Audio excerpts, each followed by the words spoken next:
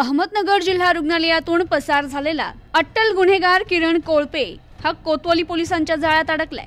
9 August 2024 रोजी कोतवाली police station येथे फिर्यादी ॲडव्होकेट नाजमीन बागवान यांनी फिर्याद दिली की 8 ऑगस्ट 2024 रोजी ते राहत असलेल्या घरात आरोपी किरण कोळपे राहणार बिडत तालुका नगर यानं अनधिकृतपणे बागवान यांच्या घरात प्रवेश करून घरातील आरोपी कोळपे विरोधात 2023 मध्ये राहुरी पोलीस स्टेशन येथे दरोड्याच्या गुन्ह्यातील दाखल वकीलपत्र आणि संबंधित गुन्ह्यात त्याला मोक्का अंतर्गत कारवाई करण्यात आली होती। या गुन्ह्याचे कागदपत्र हे ठेवलेले होते आणि त्यांच्या घरातील ठेवलेले 1,92,700 रुपये असा ऐवज चोरून नेला होता।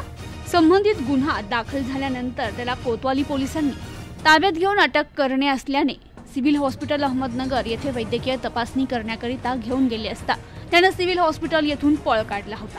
त्यामुळे त्याच्या विरोधात पुन्हा तोफखाना पोलीस स्टेशन येथे गुन्हा दाखल करण्यात आला।